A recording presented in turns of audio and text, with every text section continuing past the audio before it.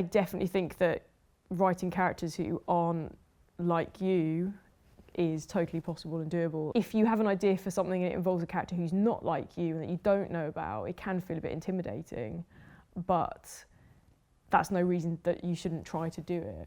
Even if the people in our life are not literally the people in our plays, we have an idea of how people might react in situations depending who they are. So I try and draw on people I've seen or observed or know.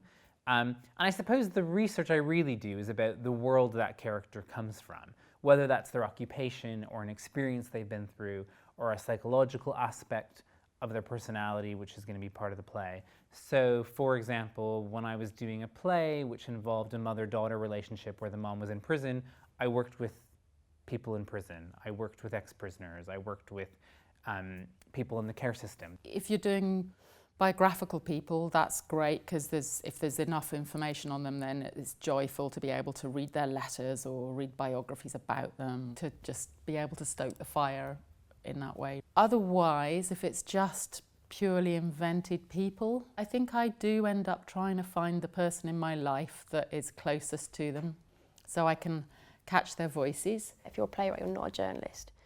So it's not about, I know everything about this person and I'm going to write those details down obediently and create this person because I know they're real in real life. I think character has to come from all the other demands that you're making on the story you're telling, and also a bit of that's just a person that comes to you and that you need to write them. The big characters, the ones that drive the action, tend to have some kind of obsession.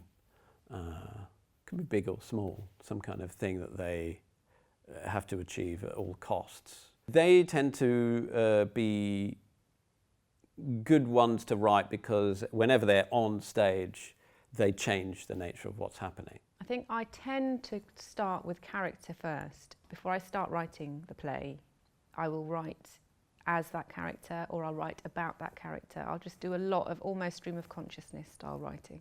Most of the writing exercises that I use are actually acting exercises. The whole thing of just sort of really imagining your character, imagining how your character feels, sometimes doing a backstory for your character and a really sort of detailed biography for them. Even if it's sort of, you don't need it for the play, just you as the writer really know your character. And then like little bits of detail I think will come out through the play that you're sort of unaware of and flesh out the character.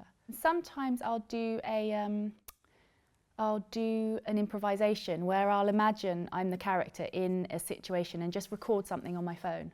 The really exciting part of writing for me is when my characters or the dramatic action surprises me. So when someone says something or someone does something that I wasn't consciously expecting them to do. You can't force the character to do something that they wouldn't do in a situation. If you need something to be done and your character won't do it, you'll have to find another way of doing it. Otherwise it will appear dishonest, it won't work, and the audience will smell it. So you can allow the character to sort of lead the writing rather than you imposing on the character.